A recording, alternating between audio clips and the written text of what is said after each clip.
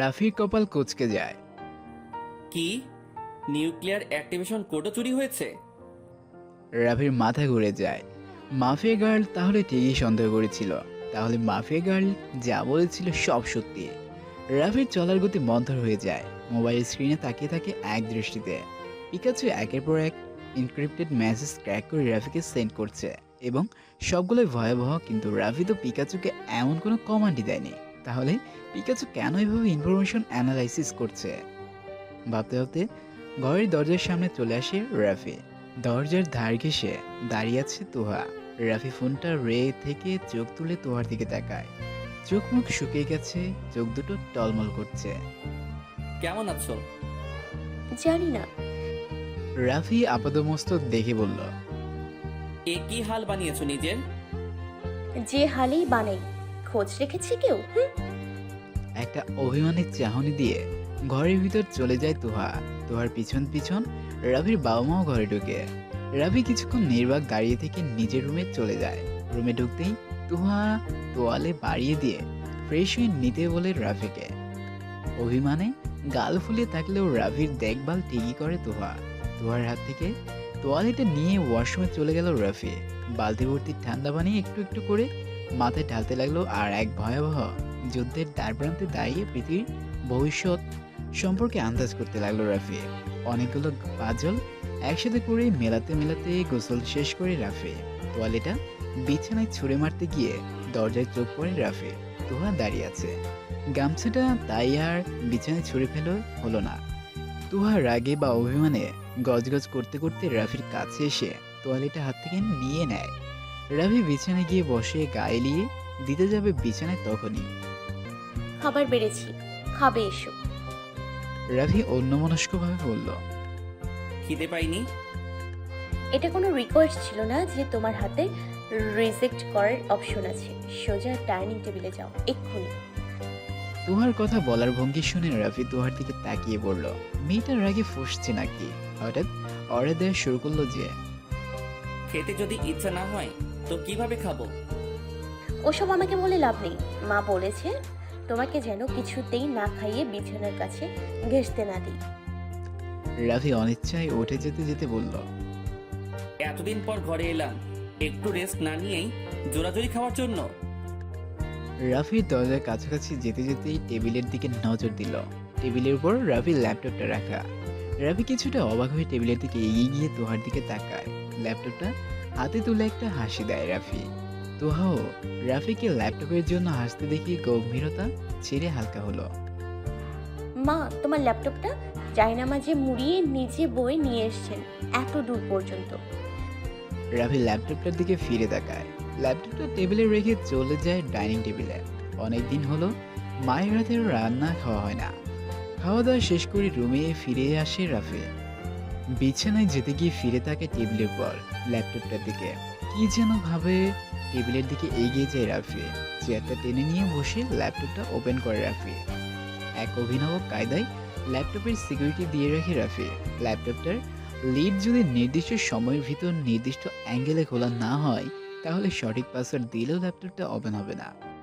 নিজের উদ্ভাবন, তাই রাফি ছাড়া আর কেউই জানে না যে রাফির ল্যাপটপটা এমন লক ইনস্টল করা আছে। ল্যাপটপ খোলার পর সিস্টেম মেসেজ শো করে যে কয়েকবার ল্যাপটপটি ওপেন করার চেষ্টা করা হয়েছিল। পাসওয়ার্ড ঠিক ছিল, কিন্তু লিড সঠিক অ্যাঙ্গেলে খোলা হয়েছিল না, বিদায় ল্যাপটপটা আনলক হয়নি। রাফির সিকিউরিটি প্রোটোকল অনুযায়ী কম্পিউটার ওয়েবক্যাম প্রতিবারই আনলক ট্রায়ালে ইউজারের ছবি তুলে রাখার কথা, কিন্তু মাফিয়া গার্লের ভয়ে ক্যামেরার উপর পর্দা দিয়ে ব্যবহারের ছবিগুলো সব কালো হয়ে আছে। রাফির অনুপস্থিতিতে কেউ রাফির ল্যাপটপে হাত দেওয়ার কথা না। তাহলে তবু পিছন থেকে বলল, বাহ, এই নাকি তার খেতে ইচ্ছে করছিল না, আর এখন খেয়ে দিয়ে বসে পড়েছেন তিনি তার ধ্যানে। রাফি এক হাত চেয়ারের উপর দিয়ে ঘাড় ঘুরিয়ে বলল, আচ্ছা, আমি যাওয়ার পর আমার ল্যাপটপে কে কে হাত দিয়েছিল? তুহা কপাল কুঁচকে বলল। কেন? জেল জরিমানা করবে? রাফি বুঝতে পারে তুহা কোনো কারণে তেতে আছে, তাই চেয়ার ছেড়ে উঠে দাঁড়িয়ে রাফি তুহার দিকে এগিয়ে যায়। রাফিকে এগিয়ে আসতে দেখে বিছানায় বসে পড়ে তুহা। রাফি তুহার সামনে হাঁটু গেড়ে বসে। কি হয়েছে? এত ক্ষেপে আছো কেন? তুহা অন্যদিকে তাকিয়ে আছে। এত রাগ আমার উপর? এই যে দেখো, আমি চলে এসেছি তো। তুহার চোখ টলমল করতে থাকে। এভাবে কেউ উধাও হয়ে যায়? ট্রেনিংয়ে যাচ্ছ বলে বিমানে উঠলে, তারপর থেকে প্রতিটা দিন আমার কাছে এক এক বছর মনে হয়েছে। একদিকে তোমার বাবা মা, অন্যদিকে আমার বাবা মা। সবার কি হাল হয়েছে দেখেছো? রাফি দেখলো তুহা ফুপিয়ে ফুপিয়ে সবটুকু বলেই যাচ্ছে, কিন্তু রাফির দিকে তাকাচ্ছে না। রাফি গলাটা ধরে তুহার মুখটা ঘুরিয়ে সামনাসামনি করে। কিছু ভুল ছিল, কিছু বিশ্বাস ছিল, আর কিছু ভালোবাসা ছিল। তাই তো এখন আমি তোমার সামনে দাঁড়াতে পেরেছি। এই যে দেখো, আমি চলে এসেছি। আর কোনো সমস্যা হবে না। বলেই তুহার মাথাটা বুকে টেনে নিল রাফি। বুকের মাঝে সব জায়গায় পেয়ে তুহা আরো কিছুক্ষণ চোখের জল নাকের জল জারিয়ে শান্ত হয়। এখন কি বলা যায় মহারানী, কে ওপেন করতে চেয়েছিল ল্যাপটপটা? তুহা বুক থেকে মাথা বের করে নাক টানতে টানতে বলল। আমি কয়েকবার ওপেন করতে চেয়েছিলাম। তোমার মা বাবা আমার বাবা মায়ের সাথে কথা বলতে চেয়েছিলেন ভিডিও কলে। ল্যাপটপের সুবিধা হবে জেনে ট্রাই করেছিলাম। বাবা পাসওয়ার্ড বলে দিয়েছিলেন, হয়তো তারপর তুমি চেঞ্জ করে দিয়েছো, তাই আর খুলতে পারিনি। পরে ফোন দিয়ে এই কাজ চালিয়েছি। রাফি কিছুক্ষণ চুপ করে থেকে বলল, আচ্ছা ঠিক আছে, তুমি রেস্ট নাও, আমি একটু আপডেট নেই। রাফির কথা শুনে তুহা শুয়ে পড়ে বিছানায়। রাফি কিছুক্ষণ তুহার মাথায় হাত বুলিয়ে দিয়ে উঠে পড়ে যায়।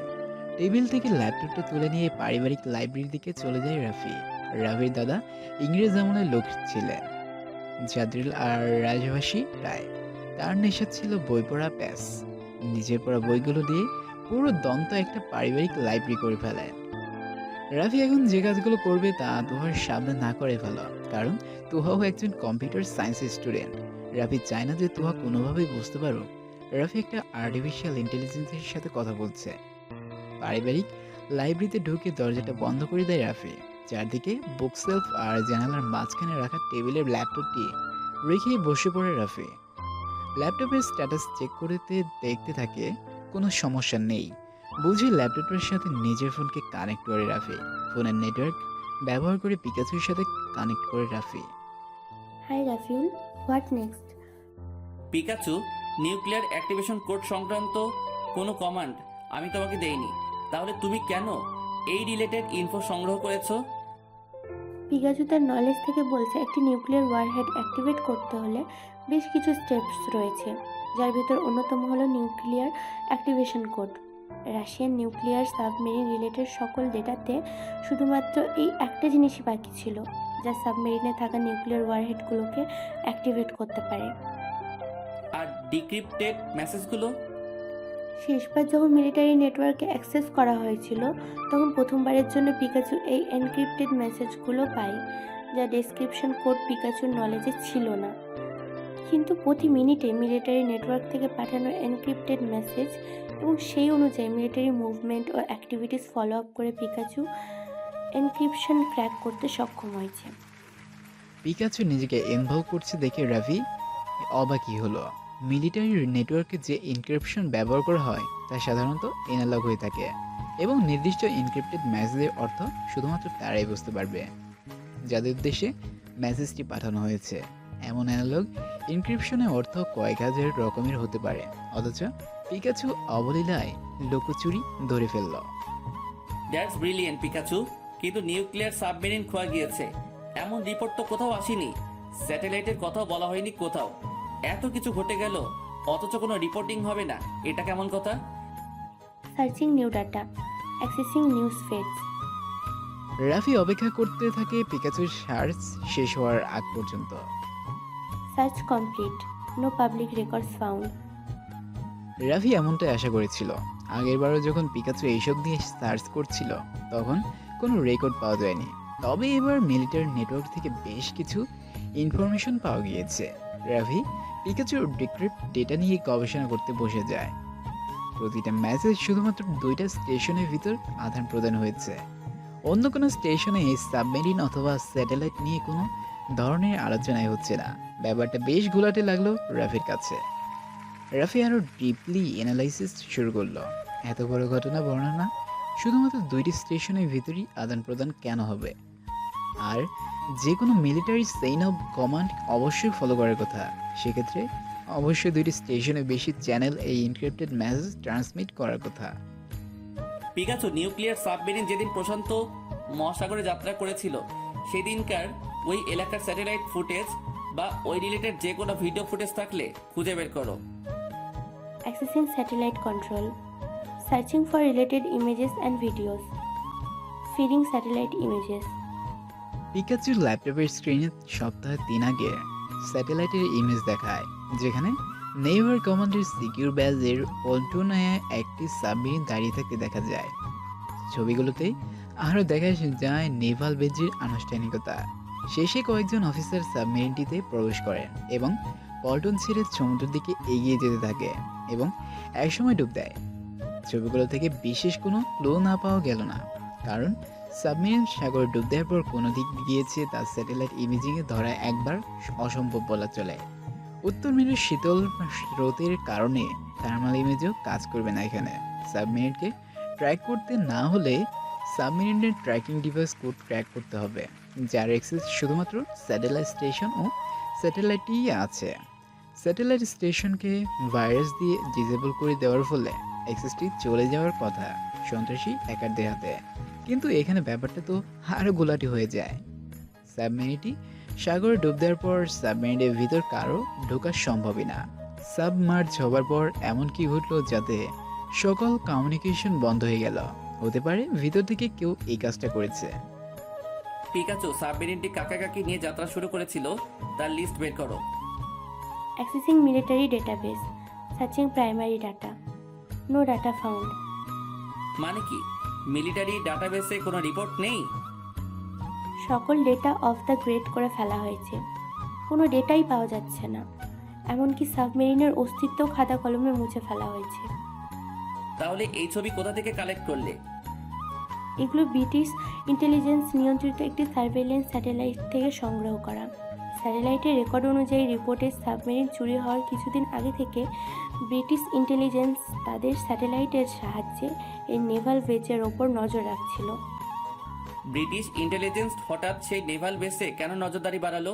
যেই বেস থেকে সাবমেরিন চুরি হয়েছে, তাহলে কি ব্রিটিশ ইন্টেলিজেন্স কিছু আজ করতে পেরেছিল?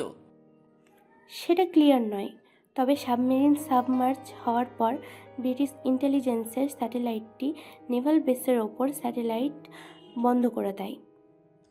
রাফির মনে খটকা লাগে, রাশিয়ান বেসের উপর ব্রিটিশ ইন্টেলিজেন্স নজরদারি শুরু করলো কেন?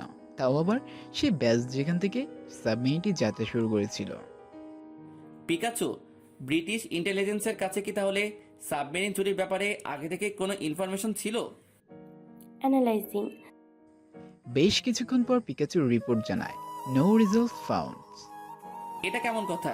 স্যাটেলাইটে নেভাল বেজে ছবি রয়েছে, অথচ অন্য কোথাও এর মেনশন নেই। স্যাটেলাইট ইমেজগুলো নেওয়া হয়েছে ব্যাকআপ মেমোরি সার্ভার থেকে। প্রাইমারি মেমোরি থেকে এই ছবিগুলো সরিয়ে দেওয়া হয়েছে অনেক আগেই। ব্যাকআপ মেমোরি থেকে ডাটা রিমুভ হতে সময় লাগবে, তবে আনঅথরাইজড লগ ইন অ্যাক্সেস দেখা যাচ্ছে। Rafi satellite access log check করা শুরু করলো। আনঅথরাইজড লগ ইন মানে হ্যাক হওয়ার সম্ভাবনা। ব্রিটিশ ইন্টেলিজেন্টের স্যাটেলাইট হ্যাক। কারা এরা? ব্রিটিশ রাশিয়ান কাউকে ছাড়ছে না। রাফি চেক করলো সাবমেরিন ডুব দেওয়ার পর ব্রিটিশ ইন্টেলিজেন্স স্যাটেলাইট কন্ট্রোল আবার নিয়ে নেয়। বলা যায় সাবমেরিন সাবমার্জ হবার পর যারা অথরাইজড ভাবে স্যাটেলাইটটি ব্যবহার হয়েছিল তারা ছিঁড়ে দিয়েছিল স্যাটেলাইটের কন্ট্রোল। তারাই মুছে দেয় স্যাটেলাইটে থাকা প্রাইমারি মেমোরি। রাফি ল্যাপটপ থেকে হাতটা তুলে নেয়, চেয়ারে হেলান দিয়ে চুলের ভিতর হাতটা গুজে দিয়ে ঘরের সিলিংয়ের দিকে তাকিয়ে থাকে কিছুক্ষণ।